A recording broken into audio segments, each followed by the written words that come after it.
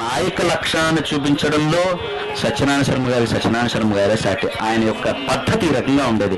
చక్కగా దాన్ని తీసుకుని వెడ్డలే ఆ నడక, వయ్యార, ఆ ఉష లక్షణం, ఆ ముగ్ధనాయక లక్షణం. అట్ ది సేమ్ టైం దాంట్లో నేను బాణాసురుడు యొక్క పుత్రిగాని ఆ అభినయం ఇందాక నేను చెప్పాను చూసారు, మాస్టర్ గారు దాంట్లో చూసారు. ఆ దృష్టి భేదం కానివ్వండి, ఆ గ్రీవాభేదం కానివ్వండి, ఆ యొక్క శిరోభేదాలు కానివ్వండి, ఆ మన భూభేదాలు కానివ్వండి, ఏ రకంగా మనకు ఉపయోగించారు.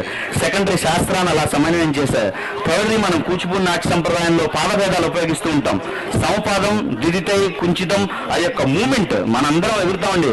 1 2 1 2 1 2 తిరుగుతాం. ఆ 1 2 తిరగడం కాదు, ఆ 1 2 తిరగడంలో నాయక లక్ష్యానికి తగ్గట్టుగా ఆయన ఏ రకంగా కోర్కే మనకి ఎక్కువ ఏ రకంగా ఆనందాన్ని కలిగిస్తుందో ఆ ఆనందాన్ని ఆ ముఖంలోనూ, ఆ పాత్రలోనూ, ఆ స్టెప్లోనూ, ఆ సంప్రదాయంలోనూ ఏకకాలంలో చూపించినటువంటి వాళ్ళు కూచిపూడి భాగవతుల్లో సత్యనారాయణ శర్మ గారు చాలా ప్రసిద్ధి ఎక్కినటువంటి వారు. ఇలా ఉషాభరణ్యం చాలా ఉంది. ఇప్పుడు సత్యనారాయణ శర్మ గారు యొక్క విభిన్నమైనటువంటి మరొక పాత్ర దేవదేవి. సత్యనారాయణ శర్మ గారి యొక్క రూపకల్పన సత్యనారాయణ శర్మ గారు మాకెప్పుడు చెప్తూ ఉంటారు. సత్యనారాయణ శర్మ గారి యొక్క భామాకల్లాపం, ఉషాభరణ్యం చూసి నల్లాంజకృత కృష్ణమాచార్యుల గారు మీకు ఏదైనా చేయాలనుందా అంటే ఇట్లా దేవదేవి చేయాలనుందా అంటే విప్రనారాయణ ఆయన రాశారు. దాంట్లో వెడలీరి వయ్యారులు వేలానారులు అనేటువంటి యొక్క రచన నల్లాంజకృతుల కృష్ణమాచార్యులు గారు చేస్తే దాని యొక్క ఈ పాటకి సంగీతాన్ని సత్యనారాయణ శర్మ గారి సమకూర్చుకుని విప్రనారాయణలో దేవదేవి అనగానే మొట్టమొదటి గుర్తుకొచ్చే వ్యక్తి సత్యనారాయణ శర్మ గారు. ఆ యొక్క దీన్ని జస్ట్ ఒక్క పల్లవిలో పెద్ద ఆయన ఒక్క దాంట్లో మనం చూపించి నెక్స్ట్ దాన్ని తదుపరికి వెళదాం. వెడలీరి వయ్యారులు వేలానారులు, వెడలీరి వయ్యారులు వేలానారులు, వెడలీరి వయ్యారులు వేలానారులు, వెడలీరి వయ్యారులు వెడలీరి వయ్యారులు. గుడి దాటి అలమోని విరి తోట వైపుకు, గుడి దాటి అలమోని విరి తోట, గుడి దాటి అలమోని విరి తోట వైపుకు, గుడి దాటి అలమోని విరి తోట వైపుకు, వెడలీరి వయ్యారులు వేలానారులు, వెడలీరి వయ్యారులు. ఒకసారి రాయింతల ఉసపడి నడకల, ఒకసారి సారంగిల వడి వడి బరువుల, ఒకసారి రాయింతల ఉసపడి నడకల, ఒకసారి సారంగిల వడి వడి బరువుల, ఒకసారి చిరుగా ఊగే పిల్లత ఓలే,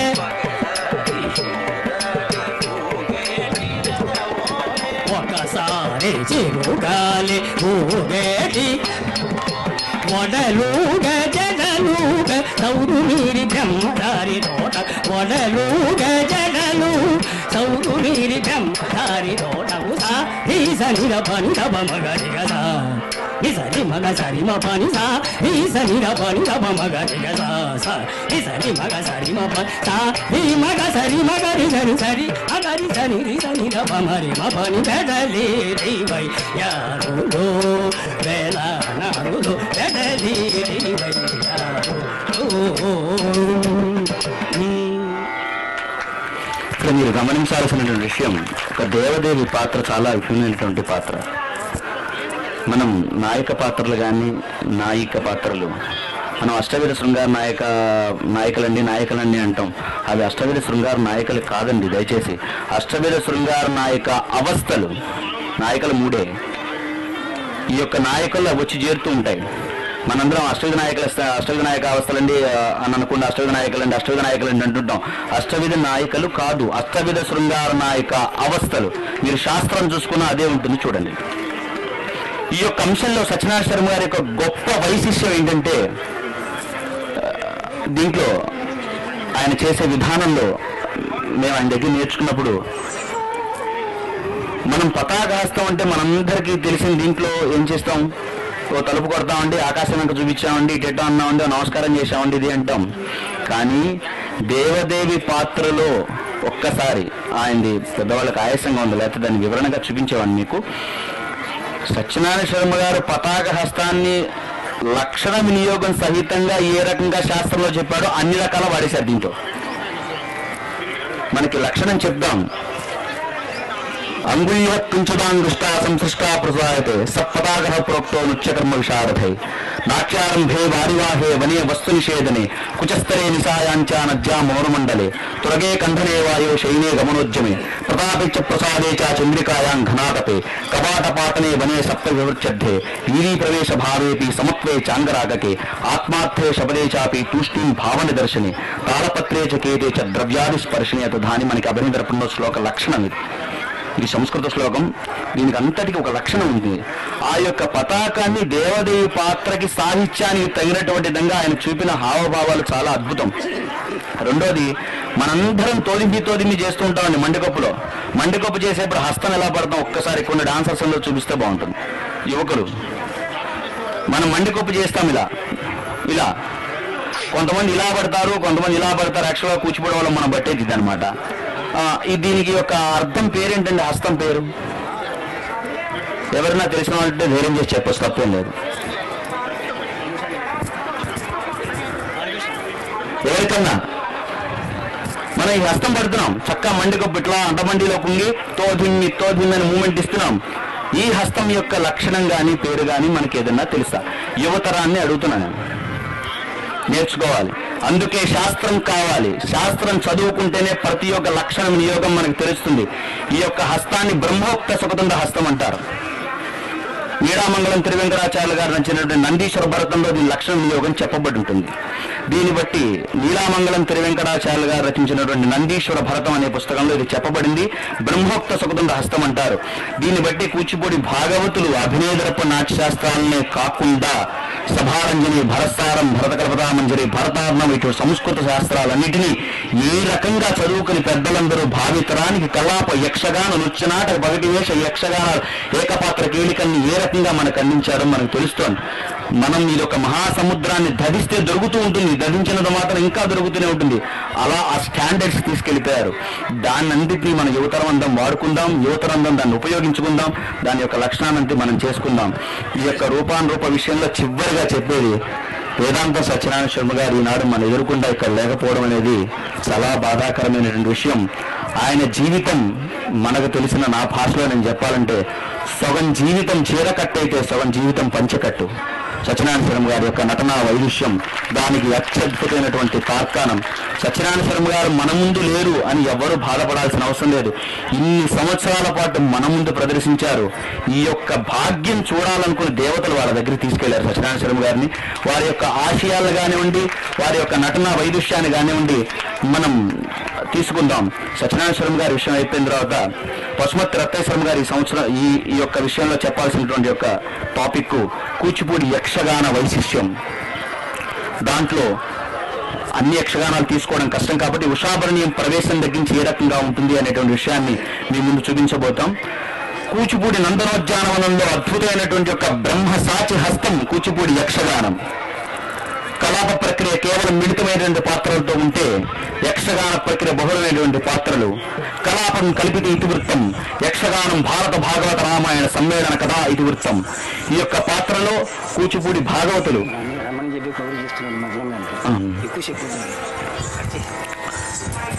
ఈ యొక్క దీంట్లో మన యక్షగాన పద్ధతిలో రాజు పాత్రలు ఏ రకంగా ఉంటాయి ఇందాక విషయం మనం చూసేసాం కాబట్టి రాజు పాత్ర ఒక కొద్ది నిమిషాల్లో ఆ యొక్క సౌష్ఠవం ప్రతినాయకుల్లో ఉండవలసిన లక్షణాలు.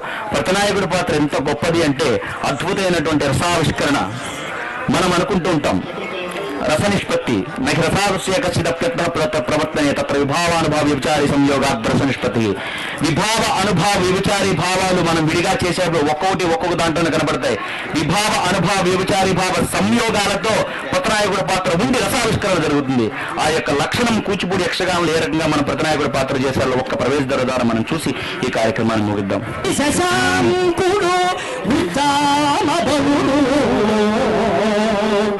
బాలుడి సభకు ఏతంచుగాన సకల మంత్రి ప్రధాన గాయక వినోదులికను జాగ్రత్త నుండు కడు జాగ్రత్త నుండు ద్వారకుడ నేను ఆ సకల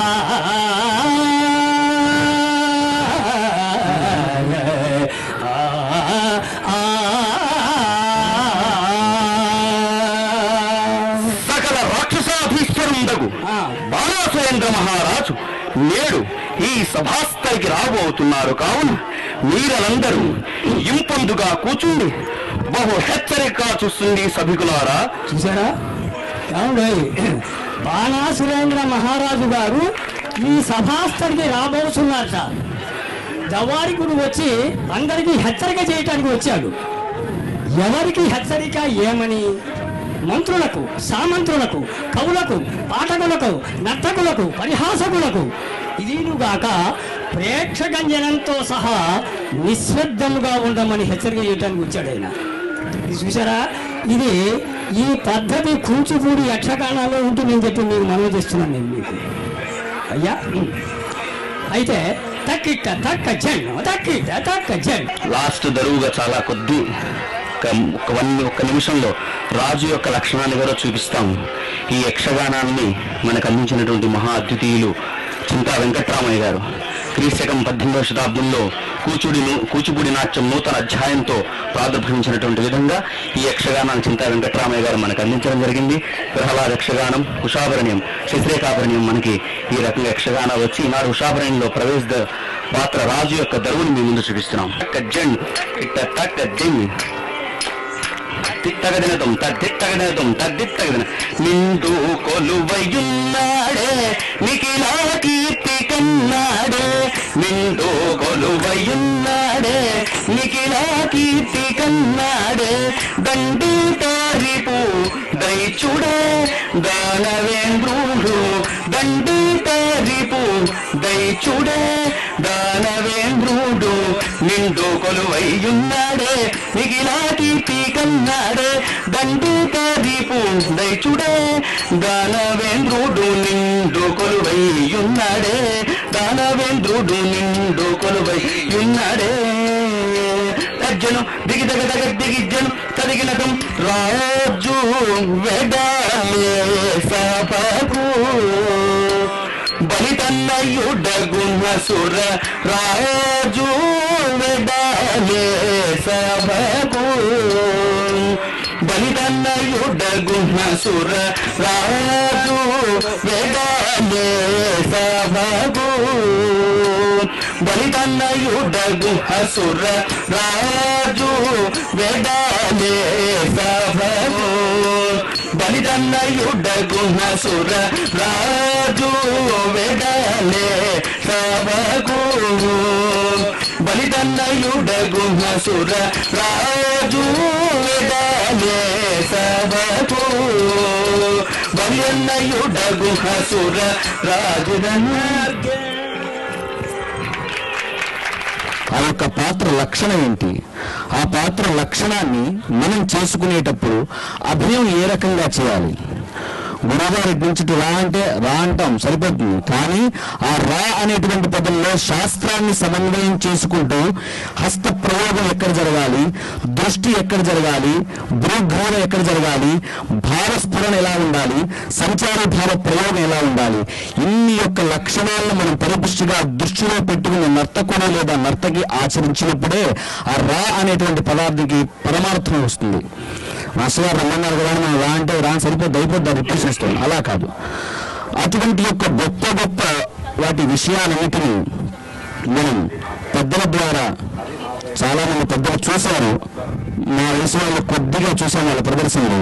వాళ్ళు ఏ రకంగా చేశారు, ఏ అంశానికి ఏ రకంగా మనం చేయాలి, వాళ్ళు ఆదర్శంగా తీసుకుని ఆ యొక్క సంప్రదాయాన్ని ఆ యొక్క విలక్షణమైనటువంటి నటన్ని మనం భావితరానికి ఏ రకంగా అందించాలి అనేటువంటి యొక్క సదుద్దేశంతో ఈనాడు మా యొక్క అంశం రూపాయన రూపం పద్మశ్రీ డాక్టర్ వేదాంతం సత్యనారాయణ శర్మ గారు.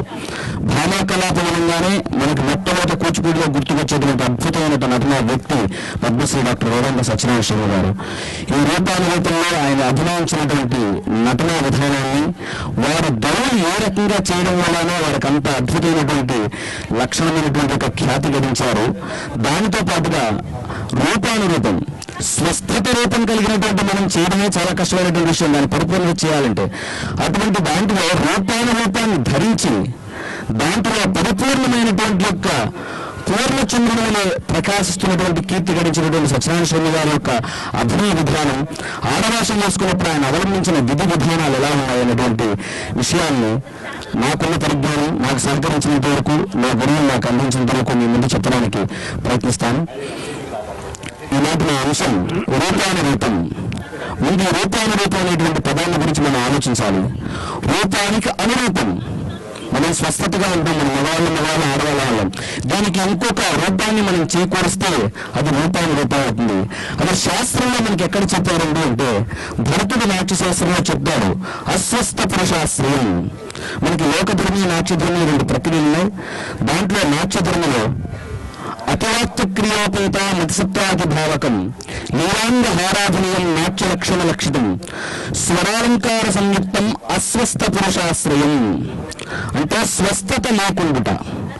అది మగవాళ్ళ ఆడవేషం వేయచ్చు, ఆడవాళ్ళ మగవేషంతో ఉన్న రూపానికి మరొక బలమైనటువంటి రూపాన్ని ధరించడం అనేది అస్వస్థత అనేటువంటి విషయం. ఇది కూచిపూడి నాట్యానికి, కూచిపూడి నాట్య సంప్రదాయానికి సిద్ధాంధ్రాలు కల్పించినటువంటి అద్భుతమైనటువంటి వరం. ఆ వరాన్ని అందిపుచ్చుకుని పెద్దలైనటువంటి కూచిపూడి భాగవతులందరూ దానికి పరిపుష్టినిచ్చి, కూచిపూడి అనగానే కూచిపూడి భాగవతులు పురుషుడు స్త్రీ వేషం చేస్తారు అనేటువంటి విషయంలో దాన్ని సమర్థమైనటువంటి స్థాయికి తీసుకెళ్లిపోయారు.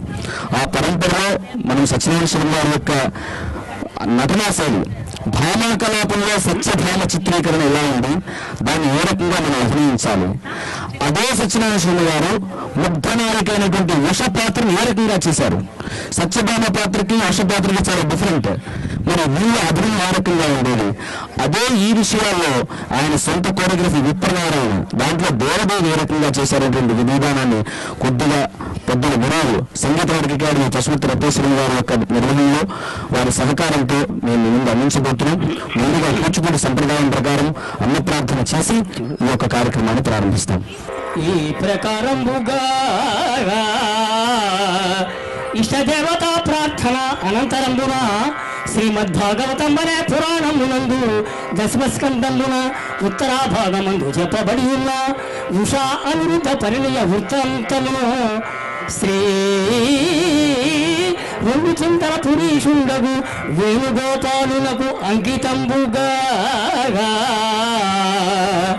చిదంబరాక్ష కవిచే విరచితంబైన ఉషా అనిరుద్ధ పరిణయమును యక్షగానమునకు కథాక్రమం పెట్టిదని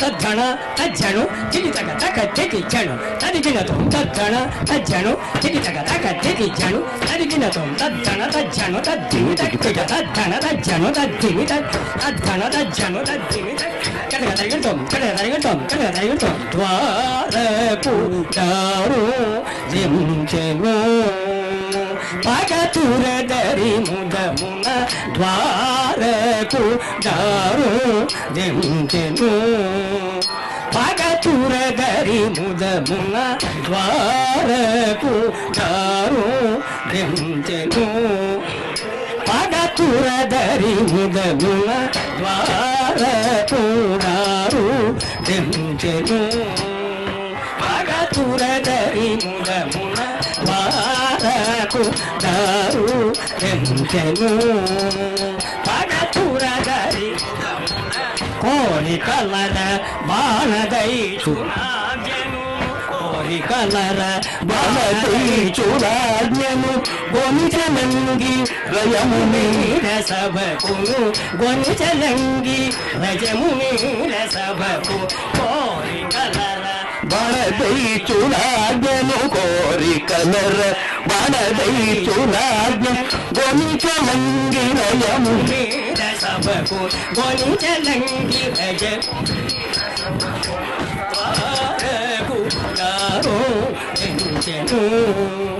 భగతుర దరింగమున మేలిమి బంగార కారు సరిగే రోజపు పాగా మలచి కాటి బల్ సోగ సోగ మేలిమి బంగారు సరిగే రోజపు పాగా మలచి కాటి బల్ సోగ సోగ గాలిడు చందురు గావి పాటు గారెడు తందురు గావి పాటు ఉమాను చేత గదియ పాటివే ఉమాను చేత గదియ గాలెడు చందురు కావి పాటు గాలెడు చందురు కావి పాటు రుమాను చేత గదియ పాటివే ఉమాను చేత గదియ పాటివే గమే ఆరకు దారో పగతుర కోరికలర బాణదైచునాజను కోరికలర బాణదైచునాజన్ గొనిచలంగి రజము మీద సబపును గొనిచలంగి రజం మీద సబపును వారకు గరుచెను పగతుర గరిముగము తచ్చణ తజ్జను ఎవన్నవరా నీవు నీటిగా ఈ సభాస్థలికి వచ్చి ఉన్నవాడవు సమాచారం నా విషయం నేను తెలియజేసి తదుపరి నేను వచ్చిన సమాచారం తెలియజేశాను. నేను నువ్వు వచ్చిన సమాచారం తెలపమంటిది. అది ముందు నేను వచ్చిన నా విషయం తెలిపి తదుపరి నేను వచ్చిన సమాచారం చెబుతుంది. అట్లాగా ఏమండి శాస్త్రి గారు, ఏంటి కలహంతోనే కథ ప్రారంభమైంది? అసలు ఇట్లా అవ్వచ్చా చెప్పండి మీరు. ముందర మొదలెట్టగానే కథ ప్రారంభమైంది, మా ఇద్దరికి యుద్ధంతో ప్రారంభమైంది. ఇది ఏమిటి? దీని గురించినటువంటి అభిప్రాయం మీకు ఏమన్నా ఉందా? తెలీదా? ఒక్క విషయం చెబుతున్నా మీకు. కలహంతోనే కథ ప్రారంభం ఎందుకు అవుతుంది అనేటువంటి మాటకొస్తే, కూచిపూడి యక్షగాన సాంప్రదాయకంలో రంగస్థలం మీదికి ఏ పాత్ర అయితే ప్రవేశిస్తుందో ఆ పాత్ర తన గురించి తను చెప్పుకోవటం, తన ఆహార్యమును గురించి చెప్పుకోవటం, తన ఔన్నిత్యమును గురించి చెప్పుకోవటం యక్షగాన సాంప్రదాయకంలో ఉంది. కాబట్టి అతను చెప్పిందే యథార్థం. ఏమంటారు? అయితే నాయన తర్వాత విషయం నువ్వు చెప్పు. బాణాసుర మహారాజు గారు సింహద్వారం నందు దవ్వాయికొండనయ్యా. నాట్య వైదుష్యాన్ని గురించి కొత్తగా చెప్పుకోవాల్సింది లేదు. నిన్న మీ కళ్ళతో చూశారు. ఇవాళ పేపర్లన్నీ ఇంటర్నెట్లోనూ వారి యొక్క నవనరసభామిని ఔన్నత్యాన్ని కీర్తిస్తున్నాయి. ఇక్కడ కూర్చున్న వాళ్ళందరూ ఎంతో అదృష్టం చేసుకుని ఉండాలి. ఆవిడ నాట్యాన్ని చూసుంటారు, కానీ ఆవిడ చేసేటువంటి అభినయపూర్వక ప్రసంగాన్ని వినటం చూడటం అనేటువంటిది ఒక మహా అదృష్టం. శోభానాయుడు గారు ఇప్పుడు భామా కలాపం యొక్క విశిష్టతని, దాని యొక్క అంతరార్థాన్ని మీతో పంచుకోబోతున్నారు. అమ్మా నమస్కారం. మా గురువు గారు వెంకటేశ్వర గారు చెప్పిన భామకలాపాన్ని నాకు ఇచ్చిన పరిధిలో అందించడానికి ప్రయత్నిస్తాను. ఇందులో ఏమైనా తప్పులు మీకు అనిపిస్తే పెద్ద మనసు చేసుకొని క్షమించండి. భామకలాపం గురించి ఎన్ని మాటలు. సిద్ధేంద్ర యోగి ఆనాడు ఆ భామకలాపం రచించి దానికి సంగీత రచన చేసి మనకి భామకలాపాన్ని అందించకపోతే ఈ కూచిపూడి నాట్యం ఎక్కడుండేది. సహకార గాత్రం వేదాంతం వెంకటనాథ చలపతి గారు, విస్మిలాఖాన్ సంగీత నాటక అకాడమీ అవార్డు, అలాగే తాడేపల్లి సత్యనారాయణ శర్మ గారు భావోద్వేగ కార్యదర్శి, నన్ను చింతా రవి బాలకృష్ణ అంటారు. మీ అందరికీ శ్రద్ధ. ఈనాడు మీ అంశంలో మిమ్మల్ని మెచ్చుకోదగ్గ అంశాలు ఏవైనా ఉంటే అవి మా కూచిపూడి భాగవతుల పెద్దలవి, మా అమ్మవారి బాలాత్రిపుసుంది సిద్ధేంద్రియకు చెందుతాయని, తప్పులేదైనా ఉంటే నావి చెందుతాయని నావిగా భావించే పెద్దలంతా క్షమిస్తారని కోరుకుంటూ సెలవు తీసుకుంటున్నాను. కూచిపూడికి ఉన్నటువంటి వివిధ అంశాలలో యక్షగానానికి ఉన్నటువంటి ప్రత్యేకత నేను వేరే చెప్పక్కర్లేదు. ఒక్కొక్కసారి ఇది నిర్వహణ అనేటువంటిది ఆనందం కలిగిస్తుంది, కానీ ఈ నిర్వహించడంలో కోల్పోయేది ఏంటంటే ఇలా కూర్చుని ఒక అపురూపమైనటువంటిది చూసే అవకాశం లేదు. కాకపోతే ఈసారి మీరు చూసుంటారు, ఇవాళ పశుమర్తి రత్తయ్య శర్మ గారు ఈ వేదిక మీద చింతా రవి బాలకృష్ణ గారు కలిసి చేసినటువంటిది చరిత్రలో నిలిచిపోయేటువంటి అభినయపూర్వక ప్రసంగం. భవిష్యత్ తరాల వాళ్ళ కోసము ప్రతిదీ కూడా ప్రతి నిమిషము ఇక్కడ దీన్ని వీడియో రికార్డు చేయడం జరిగింది. మీరు ఉన్నటువంటి పాండిత్యాన్ని మొత్తము మనం దాంట్లో వీడియో చేయాలని చెప్పి సిలికానాంధ్ర కోరిక నేను చెన్నై గారు అనుకుంటున్నాము. ఎందుకంటే పశుమర్తి రత్తయ్య శర్మ గారు కానీ వేదాంతం రాధేశ్యామ్ గారు కానీ ఇవాళ తర్వాత పుణికి పుచ్చుకున్నటువంటి యువకులు వీళ్ళు ఆస్తి ఎవరు తెలుగు వాళ్ళది కాదు, భారతీయులు కాదు, ప్రపంచంలో ఒక శాస్త్రీయ నాట్యాన్ని ఆరాధించే ఎవరికైనా 600 ఏళ్ల తర్వాత దీన్ని కొనసాగించేటువంటి అభిమానం, ఆరాధన మనం చూపించకపోతే కళాకారుడికి డబ్బు కన్నా కూడా ప్రజల ఆదరణ, దాన్ని మనం తిరిగి తీసుకురావాలి. నా కోరిక ఏంటంటే ఇప్పుడు ఇవాళ కూచిపూడి ఎలాన్నావో ఒక యక్షగానాల మీద ప్రత్యేకంగా ఒక కార్యక్రమం చేయాలని. రత్తయ్య శర్మ గారు మీ ఆశీస్సులతో, బాలకృష్ణ గారు మీ సహకారంతో, శర్మ గారు, వెంకటనాగ చలపతి గారు మీ అందరితో దాన్ని చేద్దామని చెప్తూ మీకు ధన్యవాదాలు. ఇప్పుడు పద్మశ్రీ డాక్టర్ శోభానాయుడు గారి అభినయపూర్వక ప్రసంగం వెంటనే ప్రారంభమవుతుంది.